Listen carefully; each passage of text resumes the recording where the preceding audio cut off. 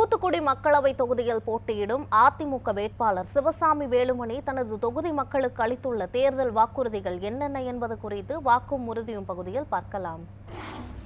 தூத்துக்குடி நாடாளுமன்ற தொகுதிக்கு உட்பட்ட மக்களின் முதலில் வாழ்வாதார பிரச்சனை. இந்த மக்கள் தூத்துக்குடி தொகுதி மக்கள் பார்த்திங்கன்னா முதல் வாழ்வாதார பிரச்சனை என்னென்னா தாமிரபரணி ஆறு. என்ன தாமிரபரணி ஆறுன்னு திருப்பி நம்ம சொல்லிக்கிட்டு இருக்க நீ நினைக்கக்கூடாது. தாமிரபரணி ஆறு தான் இந்த தூத்துக்குடி மாவட்ட மக்களின் பெரிய வாழ்வாதாரம். இந்த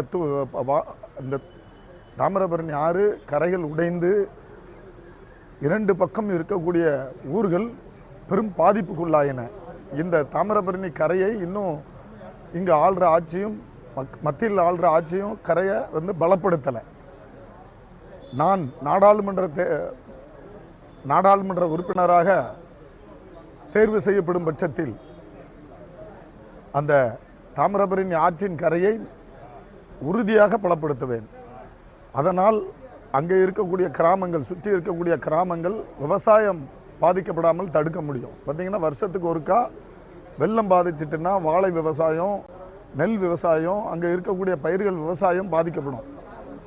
அதாவது கரைகள் உடைஞ்சி இரு பக்கமும் இருக்கக்கூடிய விவசாய நிலங்கள் மூழ்கி அழிக்கப்பட்டு விடுகிறது. திருப்பி மக்கள் மீண்டு வர்றதுக்கு கிட்டத்தட்ட 3 மாதங்கள் எடுக்க வேண்டியது. அப்போ அங்கே விவசாய வாழ்வாதாரமே கேள்விக்குறியாகிறது. அப்போ நம்ம தாமிரபரணி ஆற்றை கரையை பலப்படுத்தும் போது அங்கே விவசாயங்கள் பாதுகாக்கப்படும். விவசாயத்தினால் வரக்கூடிய வாழ்வாதாரம் பாதிக்கப்படும். அதனால் முதல்ல தாமிரபரணி ஆறை பலப்படுத்தணும். அடுத்தது பார்த்திங்கன்னா அந்த தாமிரபரணி ஆற்றை பலப்படுத்துவதன் மூலம் அந்த குளங்களுக்கு அதிக வெள்ளம் வராமல் கோரம்பள்ளம் குளம், இன்னும் கடம்பா குளம், சடைநேரி குளங்கள் மற்றும் தூத்துக்குடி மாவட்டத்தில் இருக்கக்கூடிய அனைத்து குளங்களும் பாதுகாக்கப்படும். குளங்களோட கரைகள் பாதுகாக்கப்படும். அந்த குளங்கள் உடையாமல் பாதுகாக்கப்படும் போது அங்கே இருக்கக்கூடிய குடியிருப்புகள் வெள்ள காலங்களில் பாதுகாக்கப்படும்.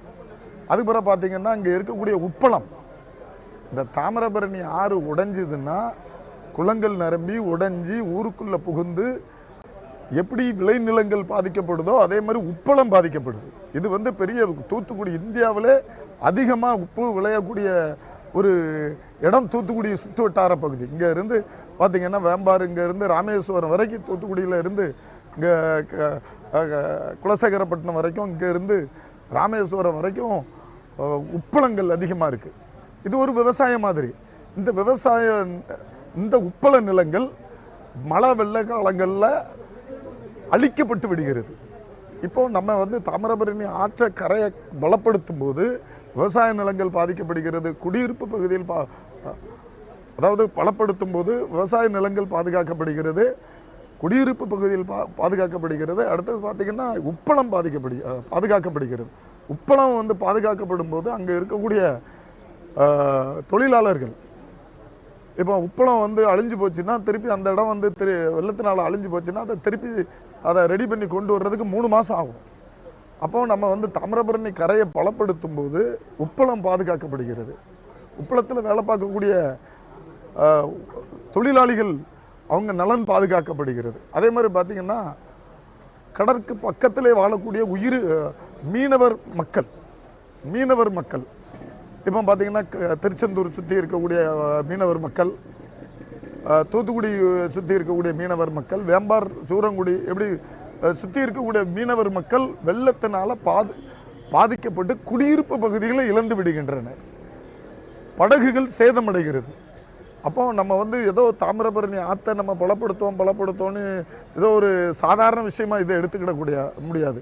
தாமிரபரணி ஆற்று கரையை பலப்படுத்துவதனால் விவசாயம் பாதுகாக்கப்படுகிறது, உப்பளம் பாதுகாக்கப்படுகிறது, குடியிருப்பு பகுதியில் பாதுகாக்கப்படுகிறது, மீனவர் மக்கள் பாதுகாக்கப்படுறாங்க. அதனால் முதல்ல தாமிரபரணி ஆற்றை பலப்படுத்துவேன்.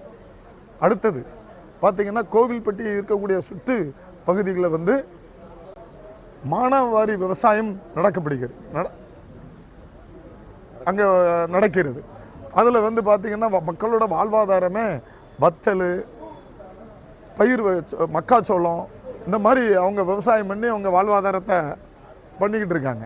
இது மழை இல்லாத காலங்களில் வெள்ள காலத்தில் வந்து பெரிதும் பாதிக்கப்பட்டு அவங்க வாழ்க்கை கேள்விக்குறியாகிறது. அவங்களுக்காக நம்ம நல்ல நல்ல திட்டங்கள், அந்த உரங்களை வந்து இலவசமாக ஒட்டுமொத்த மக்களுக்கும், விவசாய மக்களுக்கும் உரங்களை வந்து நான் எதுக்கெல்லாமோ கவர்மெண்ட் வந்து இந்திய கவர்மெண்ட்டு செலவு பண்ணிக்கிட்டு இருக்காங்க. வெளிநாட்டுகளுக்கெல்லாம் உதவி பண்ணுறாங்க, வெளிநாடுகளுக்கெல்லாம் உதவி பண்ணுறாங்க இந்திய கவர்மெண்ட்டு. நம்ம நாட்டு மக்களுக்கு, அதுவும் குறிப்பாக தூத்துக்குடி மாவட்ட மக்கள், வெள்ளத்தினால் பாதிக்கப்பட்ட மக்கள் வாழ்வாதாரம் நார்மல் வர்ற வரைக்கும் அந்த உரங்களை முற்றிலும் இலவசமாக கொடுக்கறதுக்கு நான் போராடுவேன், இலவசமாக வாங்கிறதுக்கு போராடுவேன்.